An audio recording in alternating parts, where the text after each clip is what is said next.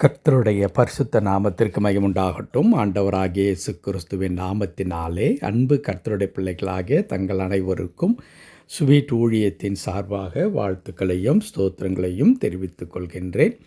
அப்போஸ்தலனாகிய பவுல் கொரிந்தியருக்கு எழுதின முதலாம் நிருபம் 13ஆம் அதிகாரம் 8வது வசனம். 1 கொரிந்தியர் 13ஆம் அதிகாரம் வசனம் 8. அன்பு ஒரு காலும் ஒழியாது, தீர்க்க தரிசனங்களானாலும் ஒழிந்து போம், அந்நிய பாஷைகளானாலும் ஓய்ந்து போம், அறிவானாலும் ஒழிந்து போம். அன்பு ஒரு காலும் ஒழியாது, தீர்க்க தரிசனங்களானாலும் ஒழிந்து போம், அந்நிய பாஷைகளானாலும் ஓய்ந்து போம், அறிவானாலும் ஒழிந்து போம். என் அன்பு கடவுளுடைய பிள்ளைகளே, மிக முக்கியமான ஒரு காரியத்தை பவுல் இங்கே சொல்லித் தருகின்றார். இன்றைக்கு கிறிஸ்தவர்கள், கடவுளுடைய பிள்ளைகள் என்ன செய்கின்றார்கள்? எப்படியாகிலும் கடவுளை திருப்திப்படுத்த வேண்டும், கடவுளை பிரியப்படுத்த வேண்டும், நாம் கடவுளுக்கு பிரியமான பிள்ளைகள் என்பதை நாம் பிறருக்கும் வெளிப்படுத்த வேண்டும். அதே நேரத்தில் கடவுளும் நம்மை பார்த்து, ஆம், இவர் எவ்வளவா என் மீது பிரியமாய் இருக்கின்றார் என்பதை காண்பிக்க வேண்டும் என்பதற்காக அதிகமாய் கர்த்தருடைய பிள்ளைகள் விரும்புகின்றது என்னவென்றால், ஆவிக்குரிய வரங்களை விரும்பி, நான் பலவிதமான வரங்களை உடையவனாக கடவுளுக்காக அதை என்ன செய்ய வேண்டும், வெளிப்படுத்தி அதன் மூலமாக அநேக மக்களை நான் சந்திக்க வேண்டும் என்று விரும்புகிறார்கள். இன்னும் கொஞ்சம் பேர் என்ன நினைக்கிறார்கள்? நான் தீர்க்கதரிசியாக மாற வேண்டும், தீர்க்கதரிசியாக மாறி கடவுளுடைய ரகசியங்களை எல்லாம் மக்களுக்கு சொல்லுகின்ற ஒரு வரத்தை நான் பெற்றுக்கொள்ள வேண்டும் என்று நினைக்கிறார்கள். இன்னும் கொஞ்சம் பேர் என்ன நினைக்கிறார்கள்? நான் அந்நிய பாஷையில் கடவுளோடு கூட எப்பொழுது நான் பேசிக்கொண்டே இருக்க வேண்டும், நான் கடவுள் விரும்புகிற வண்ணமாக அந்நிய பாஷை பேசுகிற ஒரு மனிதனாக நான் இருக்க வேண்டும் என்று நினைக்கிறார்கள். நான் அன்பு கடவுளுடைய பிள்ளைகளை, பவுல் கொரிந்து திருச்சபைக்கு சொல்லித்தரும் பொழுது அவர் குறிப்பிடுகின்றார், இவையெல்லாம் ஒழிந்து போகும், தீர்க்க தரிசனம் ஒழிந்து போகும், அந்நிய பாஷை ஒழிந்து போகும், அறிவு ஒழிந்து போகும், அப்படியானால் நிலைத்திருப்பது எது? அன்பு மாத்திரம் ஒரு காலும் ஒழியாது என்று சொல்லுகின்றார். இங்கே கடவுளை பிரியப்படுத்துவதற்காக இவர்கள் எடுத்துக்கொள்ளுகின்ற இந்த முயற்சிகள் கடவுளை உண்மையாகவே பிரியப்படுத்துமா என்றால் நிச்சயமாக பிரியப்படுத்தாது. ஆகவே தான் பவுல் இங்கே குறிப்பிடும் பொழுது இவைகளெல்லாம் ஒழிந்து போகும், இவைகளெல்லாம் ஒழிந்து போகும். ஒரு காலம் ஒழியாதது எது? அன்பு ஒழியாது. ஏன் அன்பு ஒழியாது? அதற்கான 2 காரணங்கள் நமக்கு தெரியும், வேதத்தில் எழுதப்பட்டிருக்கின்றது. ஒன்று, அன்பு கடவுளால் உருவான ஒன்று. தேவன் அன்பாக இருக்கிறார். அவர் நம்மை எந்த விதமான நிபந்தனையும் இல்லாமல் நம்மை நேசிக்கின்ற ஆண்டவராக இருக்கின்றார். தம்முடைய ஒரே பேரான குமாரனை நமக்காக கடவுள் இந்த உலகத்திற்கு அனுப்பினதினாலே அன்பு உருவாயிற்று என்று நாம் பார்க்கின்றோம். ஸோ கடவுள் என்று எடுத்துக்கொண்டாலே அன்பு தான். அவர் அன்பாகவே இருக்கிறார். அன்பாக இருக்கிற கடவுள், அன்பே கடவுள் அல்ல. இன்றைக்கு பலர் அப்படி சொல்லுகிறார்கள், அன்பே கடவுள் என்று சொல்லி. அன்பே கடவுள் அல்ல, கடவுள் அன்பாக இருக்கிறார். கடவுளுடைய குணநலங்கள் என்று சொன்னால் என்ன என்றால், அன்புதான் கடவுளுடைய குணநலன். அன்பு செலுத்துவது, தன் பிள்ளைகள் மீது அன்பு பாராட்டுவது, அதுவும் எந்த விதமான எதிர்பார்ப்புகளும் இல்லாத ஒரு அன்பு, ஏற்ற தாழ்வுகள் பார்க்காத ஒரு அன்பு. இவரை தான் நேசிக்க வேண்டும், இவரை எனக்கு பிடிக்காது என்று சொல்லுகிற அன்பல்ல, எல்லாரையும் சமமாக நேசிக்கிற ஒரு அன்பு. அதற்கு ஒரே அடையாளமாக கடவுள் காண்பித்தது என்ன? தனக்கு பிரியமாய் இருக்கின்றதான ஒரே மகனை இந்த உலகத்தில் நமக்காக பலியாக அர்ப்பணித்தார். என் பிள்ளைதான், நான் அனுப்புகிறேன், ஏனென்றால் என் மக்களை, இந்த மனுக்குலத்தை நான் நேசிக்கிறேன் என்று சொல்லி ஆண்டவர் அனுப்பி கொடுத்தார். ஸோ அன்பு ஏன் ஒரு காலம் ஒழியாது என்றால், தேவன் ஒரு காலம் ஒழியாதவர், மாறாதவர். ஆகவே அன்பு ஒழியாது. இரண்டாவதாக ஏன் அன்பு ஒழியாது?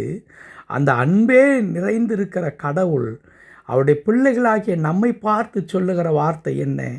நீங்கள் ஒருவரில் ஒருவர் அன்பாயிருங்கள் என்று சொல்லித் தருகிறார்.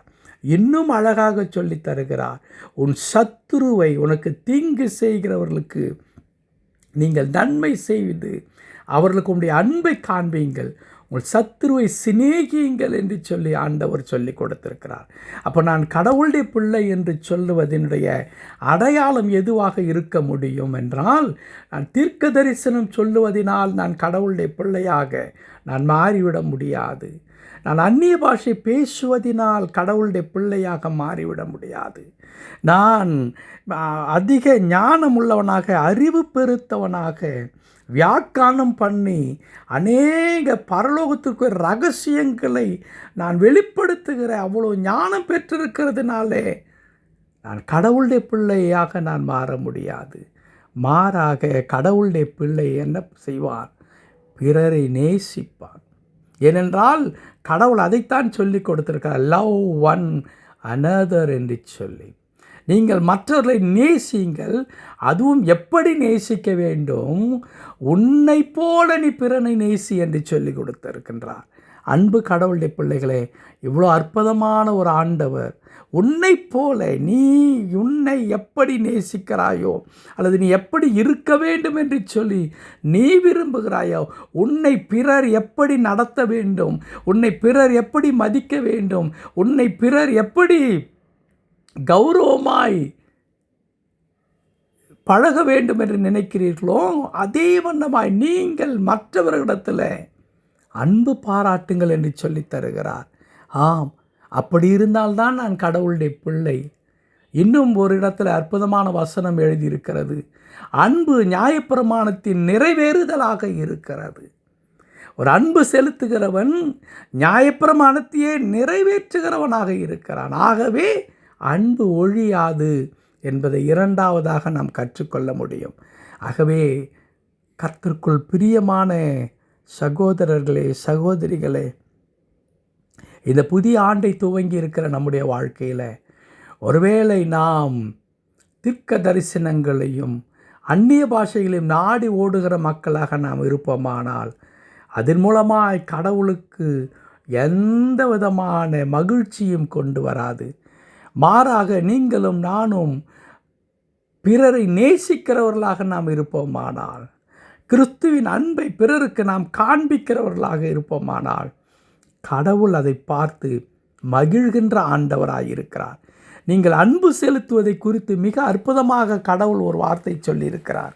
இந்த சிறியரில் ஒருவருக்கு நீங்கள் எதை செய்தீர்களோ அதை எனக்கே செய்தீர்கள் என்று சொல்லுகிறார். அதை சொல்வதன் மூலமாக கடவுள் நமக்கு உணர்த்துவது என்ன? உங்களுக்கு அன்பு இருக்கிறது என்பதை உங்களுக்கு திரும்பி செலுத்த முடியாத அற்பமாய் நினைக்கப்படுகிற மக்களிடத்தில் நீங்கள் காண்பீங்கள். அவர்களுக்கு உங்களால் இயன்றதை செய்யுங்கள். அப்படி செய்வீர்களானால் அது எனக்கே செய்வீர்கள் என்று ஆண்டவர் சொல்லித் தருகின்றார்.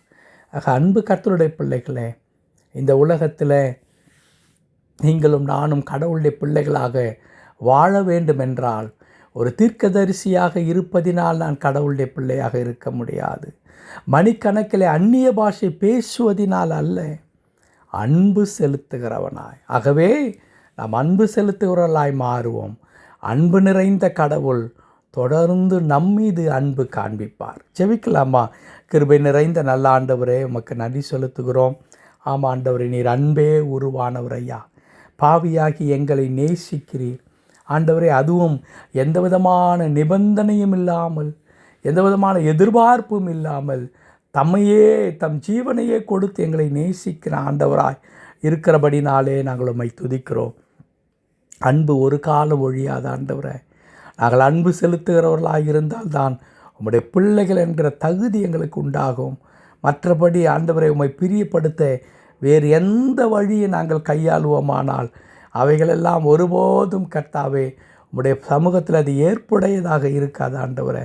ஆகவே நாங்கள் ஒவ்வொருவரும் இந்த உலகத்தில் ஆண்டவரே பிறரிடத்தில் பகைமை பாராட்டுகிறவர்களாக, பொறாமை கொள்ளுகிறவர்களாக அல்ல ஆண்டவரே, எல்லாரையும் நேசிக்கிற அந்த மனப்பக்குவத்தை, கிருபைகளை கடவுள் எங்களுக்கு கொடுத்தருளும். நாங்கள் பிறரை நேசிக்கும் பொழுது நீர் எங்களை இன்னும் அதிகமாய் நேசித்து எங்களுக்கு வேண்டிய எல்லா விதமான கிருபைகளை தர நீர் போதுமானவராய் இருக்கிறீர். அதற்காய் தோத்திரம். இந்த நாளிலே கர்த்தாவே, நாங்கள் அன்பு பாராட்டுகிற பிள்ளைகளாய் இருக்க வேண்டும் என்கிறதானே பொருத்தனையை நாங்கள் மேற்கொள்ளுகிறோம் சுவாமி.